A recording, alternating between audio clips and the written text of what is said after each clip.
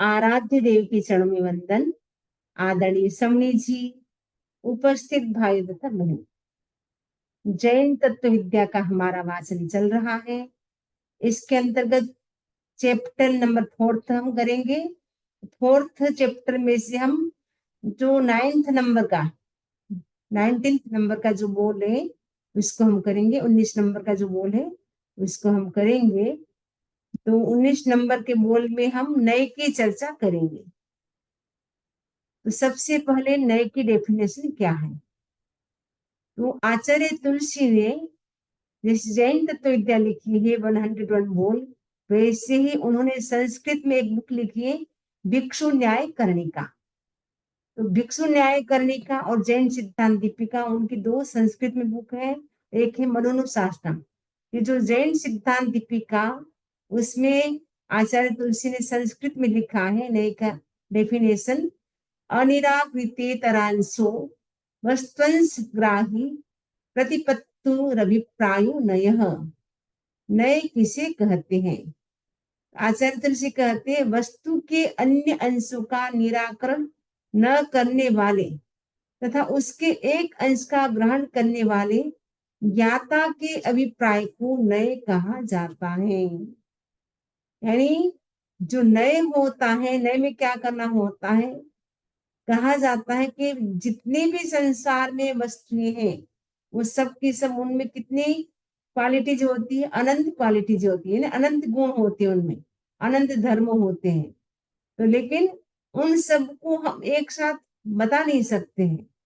तो हम क्या करेंगे, दूसरे जो अंश है, दूसरे उनके जो गुण है और भी दूसरे दूसरे, उनको हम मतलब खत्म नहीं करेंगे, लेकिन जो मेन क्वालिटी है उनकी उसको हम बताएंगे। यानी अन्य अंशों का निराकरण न करने वाले तथा उसके एक अंश का ग्रहण करें, मतलब जो दूसरे दूसरे उनके जो गुण है उनको हम मतलब छिपाएंगे नहीं, हाइड नहीं करेंगे, लेकिन उनका जो मेन गुण है उनको हम बताने की कोशिश करेंगे। ये जो बताने की जो कोशिश है, जो ज्ञाता का अभिप्राय है, कहने का जो अभिप्राय है, उसे नए कहा जाता है। तो नए की परिभाषा जैन तत्व विद्या के अनुसार अनंत धर्मात्मक वस्तु के विवक्षित धर्म का ग्रहण और अन्य धर्म का खंडन न करने वाले विचार को नए कहा जाता है। क्योंकि संसार में जितनी भी वस्तु है वो कैसी है? अनंत धर्मात्मक है। अनंत धर्मात्मक का मतलब, धर्म का मतलब है क्वालिटीज, यानी गुण। उन्हें जो जो भी वस्तु होती है उनकी बहुत सारी क्वालिटीज होती है, बहुत सारे उसमें गुण होते हैं, लेकिन सबको हम एक्सप्लेन एक साथ नहीं कर सकते हैं। तो हम क्या करते हैं, जब जिस गुण की, जिस क्वालिटी की प्रमुखता होती है, प्रायोरिटी होती है, उनको हम बताने की कोशिश करते हैं। लेकिन साथ में उनके जो दूसरे गुण हैं उनको हम खंडन नहीं करते, उनका हम लोप नहीं करते हैं। वो ऐसा जो विचार है उसको नए कहा जाता है। द्रव्य पर्याय के आधार पर वस्तु प्रतिपादन को नए कहा गया है। मतलब ऐसे तो बहुत सारे नए हैं, जितने भी हम बोलेंगे, जितने भी वचन है, व्यवहार है, वो सब के सब नए बन सकते हैं। लेकिन यहाँ पे जो जैन तत्व विद्या है, इसमें जो 19 नंबर का बोल है, इसमें द्रव्य पर्याय के आधार पर वस्तु प्रतिपादन को नए कहा गया है। नया द्रव्य के आधार पर, पर्याय के आधार पर नए को बताया जाएगा। तो वाणी में अभिव्यक्ति की सीमित क्षमता से वस्तु का बोध अधूरा रहता है। उसे पूर्णता तक पहुंचाने के लिए नए के प्रयोग की सार्थकता है। जो कुछ बोला जाता है वह सारा नए का प्रयोग होता है। यानी जो कुछ हम बोलते हैं, जो सोचते हैं, वो सब क्या है? नए हो सकते हैं। लेकिन वाणी में क्या है, हम एक्सप्लेन नहीं कर सकते, क्योंकि हमारी वाणी लिमिट है। हम उतना जितने गुण हैं, क्योंकि प्रत्येक वस्तु के, प्रत्येक पदार्थ के अनंत गुण होते हैं, अनंत क्वालिटीज होती हैं, लेकिन उन सबको हम बता नहीं सकते एक साथ, क्योंकि हमारी जो वाणी है उनमें उसकी लिमिट है, उसकी सीमा है। इसीलिए क्या है, हम पूरा बता नहीं पाते, तो क्या होता है, वो हमें ज्ञान है वस्तु का बोध है, वस्तु का जो ज्ञान है वो कंप्लीट नहीं होता, इनकम्प्लीट रह जाता है। उसको कंप्लीट तक पहुंचाने के लिए हम क्या करते हैं, नए का प्रयोग करते हैं। तो नए का प्रयोग जो करते हैं उससे क्या होता है, हम पूर्ण रूप से वस्तु को जान पाते हैं। जो कुछ बोला जाता है वो सबका सब क्या है, नए का प्रयोग है। जो हम बोलते हैं वो सब का सब नए हैं, लेकिन हमारी जो भाषा है, जो लैंग्वेज है, जो वाणी की क्षमता है, वो लिमिट है। तो हम एक साथ सब वस्तु को बता नहीं सकते, जान तो सकते हैं लेकिन बता नहीं सकते हैं। तो वो बता नहीं पाते हैं, जिससे क्या होता है, इनकम्प्लीट रह जाता है ज्ञान। तो ज्ञान को कंप्लीट करने के लिए क्या करते हैं, हम लोग नए का प्रयोग करते हैं। तो नए का प्रयोग करते हैं, जिस समय किसी एक गुण के बारे में बताया जाता है उस समय अन्य सारे गुण उपेक्षित हो जाते हैं, उनका लोप नहीं होता है। मैंने किसी समय हम क्या करते हैं, जैसे कोई होता है एकदम स्पीकर होता है या कोई टीचर होता है, उनको हम क्या बोलेंगे, पढ़ाते समय वो पढ़ा रहा है तो हम बोलेंगे ये टीचर है। तो टीचर है तो साथ साथ में वो क्या है, थिंकर भी है, साथ साथ में वो दार्शनिक भी है, लेखक भी है, ऑथर भी है, बहुत सारे इसमें क्वालिटीज हैं। लेकिन जिस समय वो कर रहा है कि वो पढ़ा रहा है तो हम क्या बोलेंगे, टीचर की हम प्रशंसा करेंगे, टीचर बहुत अच्छा है। तो टीचर बहुत अच्छा है इसका मतलब ये नहीं कि वो थिंकर नहीं है, वो ऑथर नहीं है, उनमें भी वो सारे गुण हैं, सारी क्वालिटीज हैं। लेकिन अब जिस समय हम जो बता रहे हैं उस समय किसकी प्रायोरिटी है, जो प्रायोरिटी किसकी है उसके आधार पे हम क्या करते हैं, उनका वो मेन गुण है उसको हम बताते हैं। लेकिन जो उनके साथ साथ उनमें जो अन्य क्वालिटीज है उसको हम नहीं बता रहे। इसका मतलब ये नहीं कि उनमें ये सारे गुण नहीं है, उनमें वो सारे क्वालिटीज है। लेकिन जिस समय जो गुण बताया जाता है उसकी जो प्रायोरिटी होती है उसको हम क्या करते हैं, उसको विशेष हम एक्सप्लेन करते हैं। लेकिन उसके साथ साथ उसमें दूसरे गुण होते हैं, उसको उस समय हम नहीं बताते, उपेक्षित करते हैं, यानी उस समय हम उसको हाइड कर देते हैं, यानी उस समय हम बताते नहीं है। लेकिन उनका कोई लोप नहीं होता, वो गुण भी उनमें है, वो क्वालिटीज उनके अंदर है। अब जैसे सुनील भाई और डॉक्टर हैं, तो जिस समय डॉक्टर का वो काम कर रहे हैं उस समय हम डॉक्टर के बारे में बोलेंगे हाँ ये हार्ट स्पेशलिस्ट है, बहुत अच्छे हैं। लेकिन अब सामायिक करें बोलेंगे बहुत जैन अच्छे अच्छे श्रावक हैं, बहुत अच्छे श्रावक हैं। तो हम क्या कहेंगे, जिस समय जो उनकी प्रायोरिटी बतानी होती है, अब सामायिक करें अभी, अब हम अभी नहीं कहेंगे हाँ ये डॉक्टर है, अभी हम कहेंगे हाँ ये बहुत धर्म करते हैं, बहुत अच्छे श्रावक है, 12 व्रतों का पालन करते हैं। तो किस समय किस गुण की किस क्वालिटी बतानी होती है, किसकी प्रायोरिटी होती है, वो उसको हम बताते हैं। लेकिन उनके साथ साथ उनमें जो दूसरे गुण है वो तो उनमें विद्यमान रहते हैं, वो कहीं पर कहीं भी नहीं जाते हैं। तो वस्तु का बोध समग्रता से हो सकता है और उसके आधार पर व्यवहार नहीं चलता। उसकी खंड से उपयोग या प्रतिपादन की पद्धति तो नहीं है। माने वस्तु का बोध तो हम संपूर्ण रूप से नहीं, पूरे पूर्ण रूप से कर सकते हैं, समग्रता से नहीं हम कंप्लीट कर सकते हैं, पर उसके आधार पर व्यवहार नहीं चलता है। क्योंकि हम सारी बातों को जान लेते हैं, सब क्वालिटीज आपकी क्या क्या है वो सब हम जान लेते हैं, लेकिन उसको हम बता नहीं सकते हैं। इसीलिए हम क्या करते हैं, खंड से यानी एक वन बाय वन एक एक करके हम उनकी गुण बताते हैं, उनकी क्वालिटीज बताते हैं। हाँ ये डॉक्टर है, ये श्रावक है, ये जैन है, हम एक एक करके बताते हैं। जानते सब हैं लेकिन हम एक साथ सब क्वालिटीज है वो नहीं बता सकते हैं। तो हम क्या करते हैं, वस्तु का बोध समग्रता से तो हो सकता है, नहीं वस्तु की जानकारी, वस्तु का जो ज्ञान है वो कंप्लीट हम कर सकते हैं, पर उसके आधार पर हमारा व्यवहार नहीं चलता है। ज्ञान तो कर सकते हैं लेकिन व्यवहार नहीं चलेगा, क्योंकि हम उसको एक साथ नहीं बता सकते। उसको हम खंड से टुकड़े टुकड़े करके एक एक करके वन बाय वन करके हम क्या करते हैं, उसको बताते हैं। उपयोग या प्रतिपादन की जो पद्धति है उसको नहीं कहा जाता है।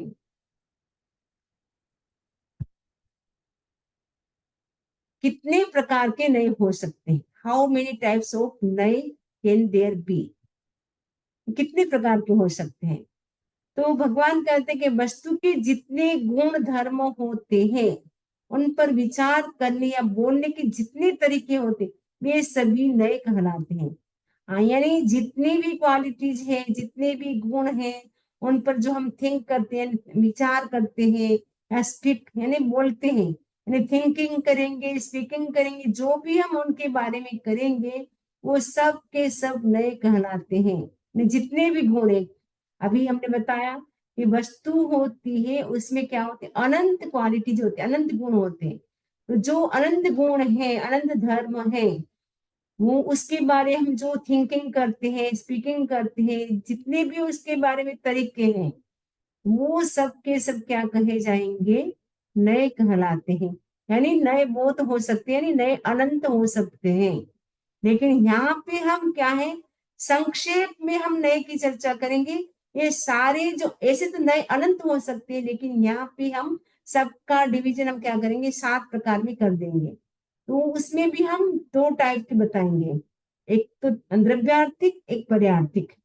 जो द्रव्यार्थिक नए हैं वो कितने हैं, 3 हैं, नैगम, संग्रह और व्यवहार। और द्रव्यार्थिक नय में क्या है, द्रव्य की प्रायोरिटी रहेगी, इसीलिए इसको द्रव्यार्थिक नय कहा गया है। और जो पर्यार्थिक नय है, उसमें पर्याय की प्रायोरिटी रहेगी, इसलिए इसको पर्यार्थिक नय कहा गया है। तो 3 तो द्रव्यार्थिक नय है और 4 नय है पर्यार्थिक है। तो द्रव्यार्थिक नय है नैगम, संग्रह, व्यवहार। और पर्यार्थिक नय है ऋजु सूत्र, फर्स्ट, सेकंड है शब्द, थर्ड नंबर है समविरुद्ध, और फोर्थ है एवं बुद्ध। उसमें सबसे पहला है नैगम नय। तो नैगम नय किसे कहते हैं, भेदाभेद ग्राही नैगम, भेद और अभेद दोनों को ग्रहण करने वाले नय को नैगम नय कहा जाता है। यानी नैगम नय क्या करता है, भेद हो चाहे अभेद, दोनों को ही वो ग्रहण करता है। यानी इसमें वो काल्पनिक वस्तु को भी ग्रहण करेगा, और जो वास्तविक है उनको भी वो ग्रहण करेगा। यानी भेद अभेद उन सबको ग्रहण करने वाला जो है, वो है नैगम नय।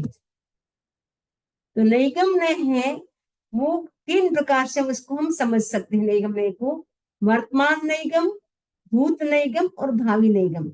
वर्तमान नैगम का मतलब है, अभी जैसे आप रसोई बना रहे हैं, जैसे सुनीता जी को मैं पूछूंगी, सुनीता जी आप क्या कर रहे हैं, सुनीता जी बोलेंगे मैं रसोई बना रही हूँ।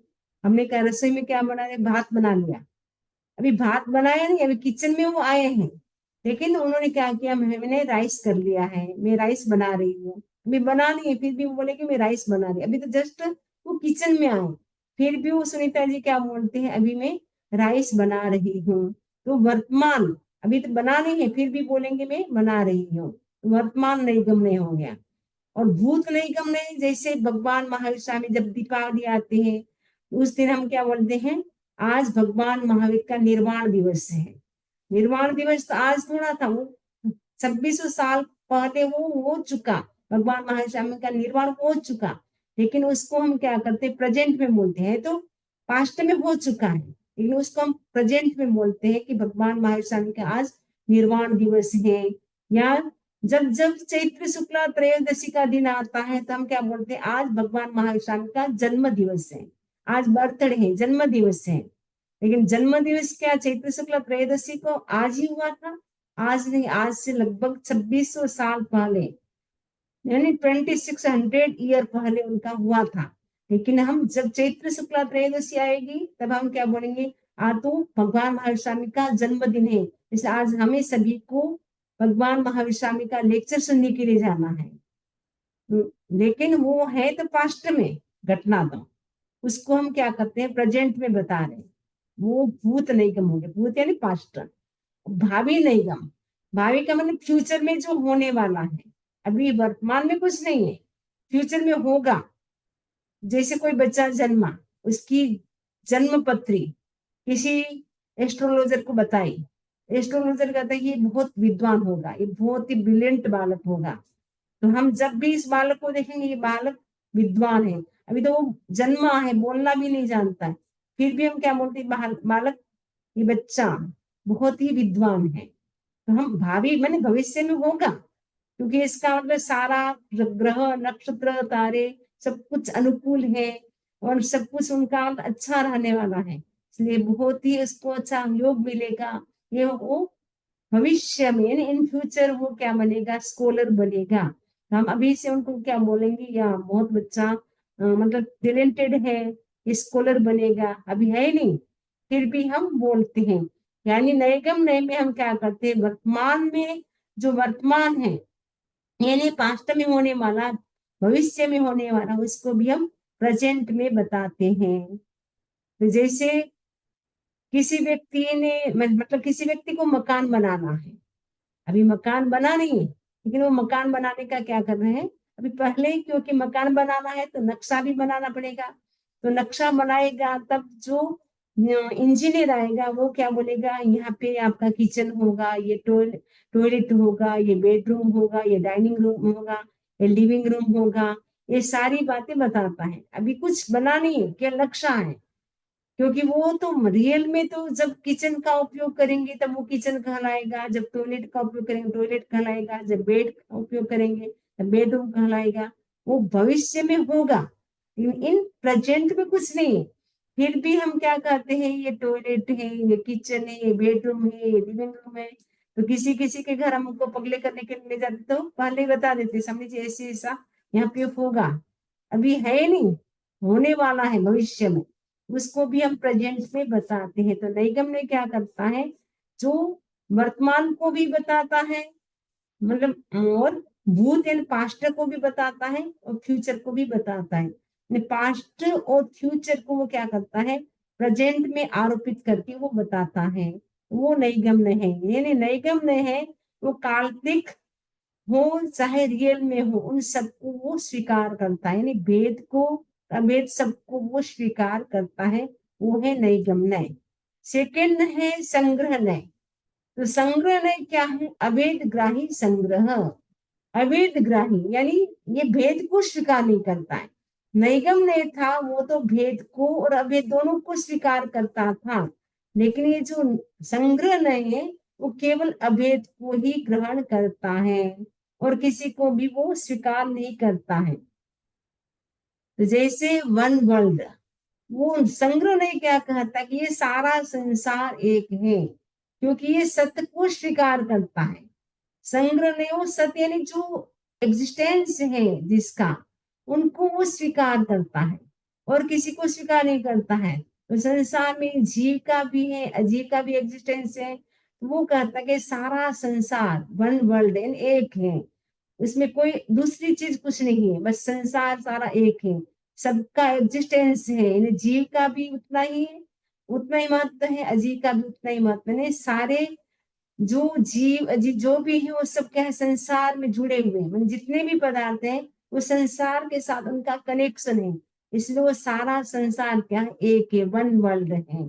जैसे अद्वैतवादी होते हैं वो क्या कहता है, पूरा संसार ब्रह्ममय है, ब्रह्म के अतिरिक्त संसार में कुछ भी नहीं है। वैसे संग्रह नहीं क्या कहता है, ये सारा संसार एक है, इसमें कुछ भी अलग अलग नहीं है, सब वो जो एग्जिस्टेंस है, सत्य है, सत्य का मतलब जिसका एग्जिस्टेंस है, जिसकी जो सत्ता है, उसको वो स्वीकार करता है। तो वो है संग्रह है। संग्रह है वो अभेद को ग्रहण करता है, नैगम है भेद और अभेद दोनों को स्वीकार करता है। ऐसे देखे तो संसार में सब चीजें हैं, लेकिन वो कहता कि नहीं, जो एग्जिस्टेंस है जिसका, वो ही संसार में है, उसी को मैं मानता हूँ। तो संसार में तो जीव का भी एग्जिस्टेंस है, अजीव का भी है, लेकिन वो सब क्या है, संसार से जुड़े हुए, वो संसार से अलग नहीं, इसीलिए क्या है, वन वर्ल्ड, एक संसार पूरा है, वो एक है। जैसे अद्वैतवादी कहते हैं कि पूरा संसार है, ब्रह्ममय है, ब्रह्म के अतिरिक्त कुछ भी नहीं है। तो संग्रह नहीं अभेद को स्वीकार करता है।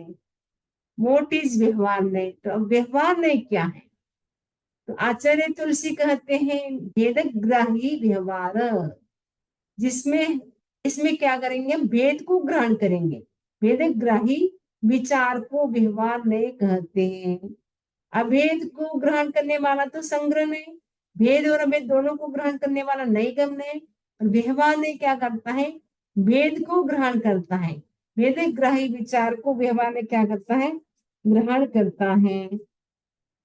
तो व्यवहार नय में क्या कहा जाता है, जैसे संग्रह नहीं था, वो केवल सत्य को मान रहा था, मैंने जिसका एग्जिस्टेंस है उसको मान रहा था। लेकिन ये व्यवहार नहीं कहते हैं, अगर हम केवल ऐसा सत्य को केवल मानेंगे और किसी को नहीं मानेंगे, पूरे संसार को एक मानेंगे, तो फिर तो बहुत बड़ी प्रॉब्लम्स खड़ी हो जाएगी। ये मानना ठीक नहीं है। इसलिए क्या कहता है, जो सत्य है वह द्रव्य और पर्याय, इन दो भेदों में बंटा हुआ है। मैंने जो सत्य है उसको हम द्रव्य के रूप में भी मान सकते हैं और पर्याय के रूप में नहीं, द्रव्य और पर्याय के रूप में वो दोनों ही डिवाइड है। जैसे द्रव्य के रूप में क्या है, धर्मास्तिका है, अधर्मास्तिका है, आकाशास्तिका है, काल पुद्गलास्तिका है, जीवास्तिका है। पर्याय के रूप में सहभावी, क्रमभागी जो पर्याय होती है उस रूप में है। तो ये जो क्या करता है, व्यवहार ने केवल भेद को ग्रहण करता है और नैगम ने भेद अभेद और संग्रह केवल अभेद को ग्रहण करता है। तो ये क्या करता है, जैसे मूल तो मेन तो द्रव्य को ये रखता है, तो व्यवहार ने क्या कहता है, मेन तो उसके द्रव्य है, प्रायोरिटी द्रव्य की है, लेकिन उस द्रव्य से हम कई सारी चीजें बना सकते हैं। जैसे फॉर एग्जाम्पल जैसे मिल्क है, तो मिल्क से हम कॉफी भी बना सकते हैं, मिल्क से हम चाय भी बना सकते हैं, मिल्क से हम खीर भी बना सकते हैं, मिल्क से हम स्वीट भी बना सकते हैं, बहुत सारी चीजें बना सकते हैं। लेकिन सब में क्या है, मेन क्या है, मिल्क का है। मिल्क से कई चीजें बन सकती हैं। तो इसमें क्या करते हैं, हम भेद को, द्रव्य है लेकिन इसमें हम भेद मानते हैं। हाँ, अलग अलग चीजें हम बना सकते हैं, व्यवहार नय के अंतर्गत हम सभी को अलग अलग मानते हैं, लेकिन मेन है वो उसके कौन है, मिल्क है। तो कौन मेन है, द्रव्य, द्रव्य क्या है, मिल्क है। उससे हम बहुत सारी पर्यायों को, मतलब बहुत सारी चीजों को हम बना सकते हैं। इसीलिए उन्होंने कहा कि सत्य है वो द्रव्य के रूप में और पर्याय के रूप में हम जब मानेंगे, तब हम क्या है, सही रूप में हम व्यवहार कर पाएंगे। यदि हम केवल बोलेंगे नहीं, जिसका एग्जिस्टेंस है उसको मानेंगे, तो वो अभेद हो जाएगा, तो फिर वो काम नहीं चलेगा। हम साक्षात देख रहे हैं कि दूध से कई सारी चीजें बनती है, तो वैसे ही पानी से कई सारी चीजें बन जाती है, आइसक्रीम बन जाती है, बर्फ बन जाता है, पानी से भाप बन जाती है, पानी से कई चीजें बनती है। लेकिन जब आप आए हैं आइस लेने के लिए, बर्फ लेने के लिए, तो बर्फ के बारे में मुझे बताना है, लेकिन मैं बोलूंगी नहीं है, आप बोलेंगे मुझे बर्फ चाहिए, मैं हाँ बर्फ से, अरे बर्फ तो है लेकिन उससे भाप भी बनती है, उससे बर्फ से मतलब पानी से और कई सारी चीजें बन जाती है। उस समय आपको लेना है बर्फ, उस समय मैं दूसरी चीजें बताऊंगी तो आपको वो ठीक नहीं लगेगा। इसलिए जो चीज आपको चाहिए उसके बारे में एक्सप्लेन करना होता है, व्यवहार में भेद को बताना होता है कि हाँ ये चीज है, लेकिन इससे कई चीजें बन सकती है, लेकिन अभी आपको क्या जरूरत है उसके बारे में आपको बताना जरूरी है। आपको चाहिए लैपटॉप, और आपको लैपटॉप चाहिए तो आपको लैपटॉप में कितनी उसकी मतलब कितनी जीबी का है, वो क्या इसका क्या फीचर्स है, तो आपको मैं उस समय आपको चाहिए लैपटॉप, और वो कौन सी कंपनी का है, वो डेल कंपनी का है कि एप्पल कंपनी का है, तो वो आपको चाहिए लैपटॉप, लेकिन मैं आपको चाहिए डेल कंपनी का, और मैं बताऊंगी एप्पल कंपनी का भी ऐसा होता है, अमुक कंपनी का भी ऐसा होता है, तो आपको आप कहेंगे दूसरी बात है मुझे मत बताओ, ये डेल कंपनी का है, कितनी जीबी का है, बस इतना ही मुझे बताओ। इसमें बहुत सारी क्वालिटीज है, उसके कलर अलग अलग है, इसमें कितनी कैपेसिटी है, बहुत सारी गुण है, लेकिन आपको जिस समय जो चाहिए उसका मुझे बताना जरूरी है। दूसरी दूसरी बातें बताऊंगी, आप बोलेंगे दूसरी बातें मत बताओ, मुझे तो केवल जो चाहिए उसके बारे में आप एक्सप्लेन करो। तो व्यवहार नय में हम क्या करते हैं, इसमें भेद को हम ग्रहण करते हैं, तो भेद ग्राही व्यवहार नय। और ऋजु सूत्र नय किसे कहते हैं, व्हाट इज कॉल्ड ऋजु सूत्र नय। वर्तमान पर्यायग्राही ऋजु सूत्र, वस्तु की वर्तमान पर्यायग्राही नय को ऋजु सूत्र नय कहा जाता है। वर्तमान की जो पर्याय है, हमने जो नैगम नय था उसमें तो भेद अभेद को ग्रहण किया, और संग्रह नय था उसमें केवल हमने अभेद को ग्रहण किया था। और नैगम संग्रह व्यवहार, व्यवहार में केवल भेद को ग्रहण किया था, लेकिन ऋजु सूत्र में हम वर्तमान की जो पर्याय क्या है, वस्तु की वर्तमान में जो पर्याय है वो किस रूप में है, उसको हम ऋजु सूत्र कहते हैं। वस्तु की वर्तमान पर्यायग्राही नए को ऋजु सूत्र नए कहा जाता है। जैसे कोई साधु था पास्ट में, लेकिन इन प्रेजेंट वो साधु नहीं, गृहस्थ है, उसको हम क्या कहेंगे, गृहस्थ कहेंगे। मैंने वर्तमान में जो उसकी पर्याय है, जो अवस्था है, उसको देख करके हम बताएंगे कि हाँ ये गृहस्थ है, ये साधु है। ऐसा नहीं कि वो पास्ट में वो साधु था, लेकिन वर्तमान में वो गृहस्थ है, तो उसको हम क्या कहेंगे, गृहस्थ कहेंगे, क्योंकि वर्तमान में जो पर्याय उसकी है, जो उसकी अवस्था है, उसको ये बताता है। तो वस्तु की वर्तमान पर्यायग्राही नए को ऋजु सूत्र नए कहा जाता है। नेक्स्ट है हमारा शब्द नए। तो व्हाट इज शब्द नए? शब्द नए क्या है? कालादि भेदेन ध्वनि रर्थ भेद कृच्छ शब्द। काल आदि के भेद से अर्थ भेद को स्वीकार करने वाले नए को शब्द नए कहा जाता है। तो काल आदि यानी काल, जैसे पास्ट, फ्यूचर और प्रेजेंट, ये तीन काल होते हैं। और इसके इसी प्रकार संख्या होती है, लिंग होता है। तो लिंग, संख्या, काल आदि के आधार पे जो हम अर्थभेद को स्वीकार करते हैं वो होता है शब्द नय। तो काल के द्वारा अर्थभेद कैसे? जैसे हम कहेंगे राजगृह था, है और होगा। तो था यानी पास्ट में राजगृह था, और वर्तमान में भी है, और होगा भविष्य में भी वो रहेगा। मैंने राजगृह अभी भी, मैंने पास्ट में भी था, इन प्रेजेंट में भी है, और इन फ्यूचर में भी वो रहेगा।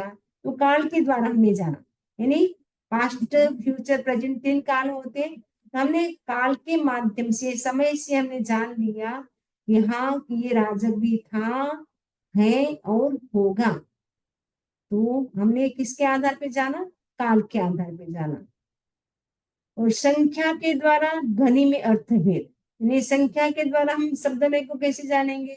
जैसे संस्कृत में होता एक, एक का मतलब वन पर्सन, एक व्यक्ति, और एक ही ये प्लूरल है, उसको बोलेंगे कुछ व्यक्ति, यानी सम पर्सन, यानी इसमें सम पीपल है, यानी एक से ज्यादा पीपल है, वो हो जाएगा एक ही। यानी संख्या के द्वारा हम जान सकते हैं। अगर हम कहेंगे द्वि तो दो हो जाएगा, हम और त्रि बोलेंगे तो तीन हो जाएंगे। यानी संख्या के आधार पे हम क्या है, उसको शब्द ने को हम जान सकते हैं। काल के द्वारा भी जान सकते हैं, संख्या के द्वारा ध्वनि में अर्थभेद को हम जान सकते हैं, वो होता है शब्द ने। और तीसरी बात है कि लिंग के द्वारा भी हम ध्वनि में अर्थभेद जान सकते हैं। जैसे लिंग के आधार पे, जैसे कैसे, एक होता है लेखक, एक होती है लेखिका। तो जो जेंट्स होगा उसको क्या बोलेंगे, लेखक है। जैसे आचार्य महाप्रज्ञ जी का फोटो आप देख रहे हैं, तो हम कहेंगे आचार्य महाप्रज्ञ जी गुड ऑथर है, गुड राइटर है। और शादी प्रमुखाश्री जी के लिए बोलना होगा तो क्या बोलेंगे, गुड लेखिका है, अच्छी राइटिंग, मतलब राइटर है। लेखिका ये स्त्रीलिंग होगा, तो वो उसके आधार पे हम बोलेंगे लेखिका। तो जेंडर से हम जान सकते हैं कि वो कौन सा है, मतलब वो स्त्रीलिंग है या पुल्लिंग, वो कैसे हम जानते हैं? तो वो जेंडर से, मतलब लेखक लेखिका ये दो शब्द है। लेखक कहा इसका मतलब है ये जेंट्स है, पुल्लिंग है। लेखिका इसका मतलब है स्त्रीलिंग है। तो ये डिफरेंस है वो in sound by gender. For example writer, authors. तो हम राइटर, ऑथर्स से हम पता चलता है अगर कौन सा वो जेंडर है, वो स्त्री है या पुरुष है, उसके आधार पे हमें पता चलता है इसमें ध्वनि में क्या, इसका मतलब भेद क्या हो रहा है, इसमें डिफरेंस क्या आ रहा है। तो काल के माध्यम से हमने जाना, संख्या के माध्यम से और लिंग के माध्यम से जो हम जानते हैं अर्थ भेद, वो होता है शब्द में। नेक्स्ट है समभिरूढ़ नय क्या है? व्हाट इज द समभिरूढ़ नय? समभिरूढ़ नय क्या है? तो पर्यायवाची शब्दों के भेद से अर्थ में भेद करने वाली विचारधारा का नाम समभिरूढ़ नय है। पर्यायवाची यानी एक जैसे शब्द होते हैं, तो उसमें भी हमें क्या करना है? पर्यायवाची शब्दों के भेद से अर्थ में भेद करने वाली विचारधारा का नाम समभिरूढ़ नय है। जैसे जो कोशकार होते, कोश होता है, जैसे संस्कृत का कोश होता है, हिंदी कोश होता है, इंग्लिश कोश होता है, इंग्लिश जैसे आपटे का कोश है, वैसे संस्कृत में भी आपटे का कोश होता है। तो जो कोश होता है उसमें एक ही शब्द के कई अर्थ होते हैं। तो ये जो समभिरूढ़ ने कहता है कि कोई भी शब्द पर्यायवाची नहीं होता है, सबका अपना अपना मीनिंग होता है। किसी से हम ये कंपेयर नहीं कर सकते कि हाँ ये इसी का मीनिंग ये भी है। एक शब्द के कई अर्थ होते हैं, एक कोशकार का मानना ये गलत है, ऐसा ये समभिरूढ़ नहीं कहते हैं। ये समभिरूढ़ ने क्या कहता है कि प्रत्येक वस्तु स्वरूपनिष्ठ है, मतलब अपने स्वरूप में ही स्थित है। प्रत्येक वस्तु का अपना अपना मीनिंग होता है, वो अलग किसी का नहीं होता है। नए की दृष्टि से कोई भी शब्द किसी का पर्यायवाची नहीं होता है। और जो कोशकार कहते हैं कि पर्यायवाची शब्द होते, वो सारा संकलन है, वो सही नहीं है।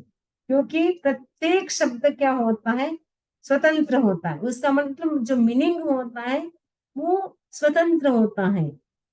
इसीलिए हम ये नहीं कह सकते हैं हाँ ये पर्यायवाची है। यानी शब्द लय के हिसाब से तो हम मान सकते हैं एक शब्द के कई मीनिंग हो सकते हैं, लेकिन समभिरूढ़ ने कहता है कि कोई भी पर्यायवाची शब्द नहीं होता है, प्रत्येक वस्तु का अपना अपना मीनिंग होता है, इसलिए किसी के साथ हम उसकी कंपेयर नहीं कर सकते हैं। तो जो सब समभिरूढ़ ने कहता है, जैसे कोई भिक्षु है तो वो भिक्षु कब कहलाएगा? भिक्षा करने वाला भिक्षु कहलाता है।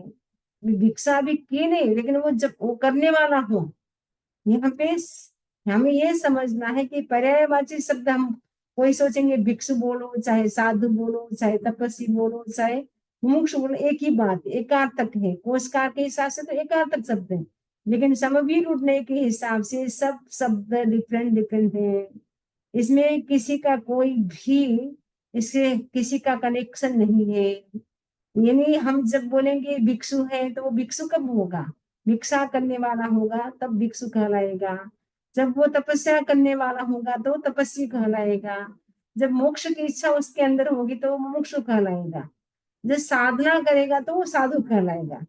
इसमें मतलब इसका कहने का मतलब यह है कि सभी जितने भी शब्द हैं उसके अपने अपने मीनिंग होते हैं, कोई भी शब्द पर्यायवाची नहीं होता है। तो कोशकार ने जो पर्यायवाची शब्द कहा है ये भी उनके हिसाब से समभिरूढ़ के हिसाब से वो सही नहीं है, सबका अपना अपना मीनिंग है। शब्द नय के हिसाब से तो वो सही है, लेकिन समभिरूढ़ के हिसाब से वो सही नहीं है, क्योंकि वो पर्यायवाची शब्दों को मानता ही नहीं है। वो बोलता है कि प्रत्येक शब्द का अपना अपना मीनिंग होता है। ये हो गया हमारा समभिरूढ़ नय। लास्ट हमारा है एवं भूत नय। एवं भूत नय क्या है? व्हाट इज एवं भूत नय? तो क्रिया परिणत मर्थम तत्शब्द वाच्यम स्वीकुर्वन् एवं भूतः। तो ये एवं भूत नय है, इसमें क्या है? जैसे समभिरूढ़ नय था, वो बोलते हैं कि कोई भी शब्द एक दूसरे से कनेक्ट नहीं है, कोई भी पर्यायवाची नहीं है, सबका अपना अपना मीनिंग है। लेकिन ये बोलता है हम उस व्यक्ति को कब मानेंगे जो क्रिया में वो लगा हुआ है, वो क्रिया जब करेगा उसी समय हम उस व्यक्ति को वो मानेंगे। अगर वो क्रिया वो नहीं कर रहा है तो उसको हम वो नहीं मानेंगे। तो क्रिया परिणति के अनुरूप ही शब्द प्रयोग का स्वीकार करने वाले नए को एवं भूत नए कहा जाता है। क्रिया परिणति के अनुरूप ही, यानी जो क्रिया कर रहा है उसके अनुरूप जो हम शब्द का प्रयोग करते, स्वीकार करते, वो एवं भूत नय है। जैसे अभी मैं बोल रही हूँ, अब इस समय में क्या हूँ? स्पीकर हूँ। और जिस समय मैं गोचरी जाऊंगी उस समय मैं क्या हो जाऊंगी, भिक्षुक हो जाऊंगी। जिस समय मैं तप करूंगी तब तपस्वी हो जाऊंगी। तो जो जिस समय जो क्रिया चल रही है इन प्रेजेंट में, उस समय वो कहलाएगा वो व्यक्ति। जैसे कोई टीचर है, तो टीचर वो कब कहलाएगा, जब वो पढ़ाता तब हम कहेंगे टीचर है।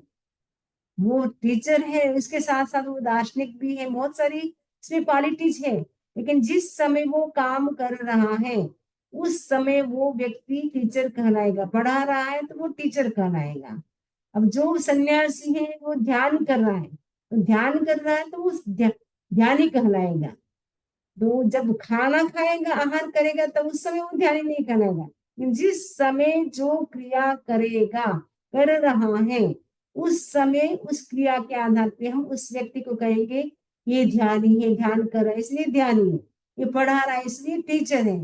और ये जो साधु है वो भिक्षा कर रहा है, आप देख रहे हैं भिक्षा कर रहा है, कोसी भर आ रहा है एक श्रावक। ये भिक्षा कर रहा है साधु, इस समय वो साधु क्या कहलाएगा, भिक्षु कहलाएगा। अगर वो ध्यान में बैठा है तो वो ध्यानी कहलाएगा। वो अगर साधु है लेकिन वो पढ़ा रहा है तो वो टीचर कहलाएगा। जिस समय जो क्रिया चल रही है, वो क्रिया करते समय वो व्यक्ति उस नाम से वो पुकारा जाएगा। यानी पढ़ाते समय टीचर हो जाएगा, ध्यान करते समय ध्यानी हो जाएगा, भिक्षा करते समय भिक्षुक हो जाएगा, यानी तपस्या करेगा तो तपस्वी हो जाएगा। जो क्रिया चल रही है इन प्रेजेंट में, उस क्रिया के आधार पे उस व्यक्ति को हम उस रूप में कहेंगे। यानी उसकी प्रायोरिटी है, अभी वो पढ़ा रहा है तो वो बाकी उनमें बहुत सारी क्वालिटीज है, लेकिन अभी पढ़ा रहा है इन प्रेजेंट में, उसको हम बोलेंगे टीचर है। अभी ध्यान कर तो उनको हम बोलेंगे ये ध्यानी है। अभी ये साधु है, भिक्षा कर तो हम बोलेंगे भिक्षु है। जब स्थान पर जाएगा तो वो उस समय वो भिक्षुक नहीं कहलाएगा, जब खाना खाएगा उस समय भिक्षु नहीं कहलाएगा।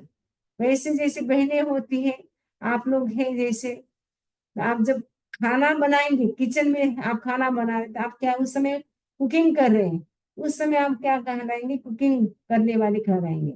लेकिन हर टाइम तो आप नहीं करते तो उस समय नहीं कहलाएंगे। जिस समय जो काम कर रहे हैं उस समय वो व्यक्ति को हम उस नाम से पुकारेंगे। जैसे आप जब मार्केट में है, बिजनेस कर रहे तो हम बोलेंगे बिजनेसमैन है।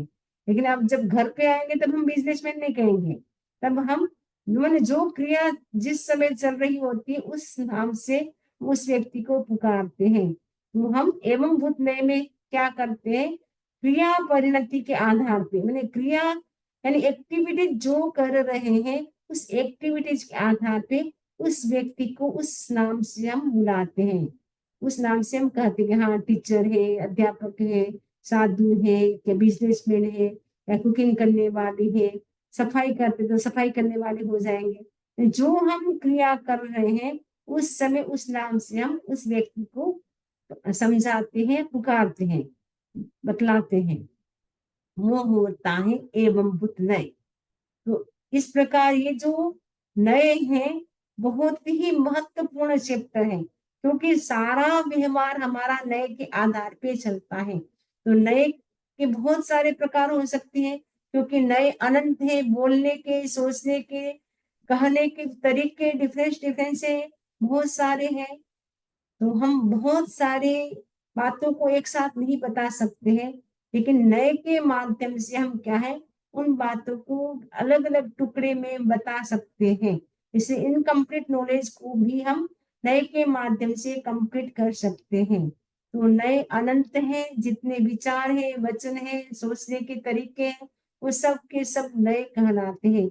नए में अनंत वस्तु माने नए जो होता है वो क्या करता है, जो अनंत धर्मात्मक वस्तु होती है उनमें से किसी भी क्वालिटी को या किसी भी गुण को वो खंडित नहीं करता है, उनको भी वो स्वीकार करता हुआ अपने अभिप्राय को वो बताता है। वो होता है नय। तो नय के कितने प्रकार हो गए, 7 प्रकार हो गए। 3 द्रव्यार्थिक, 4 पर्यार्थिक। तो द्रव्यार्थिक नय द्रव्य को प्रायोरिटी देता है, इसलिए द्रव्यार्थिक नय कहलाया। और पर्यार्थिक नय है वो क्या करता है, पर्याय को प्रायोरिटी देता है, इसलिए उसको पर्यार्थिक नय कहा गया है। तो 3 द्रव्यार्थिक नय है, नाम याद कर लेंगे।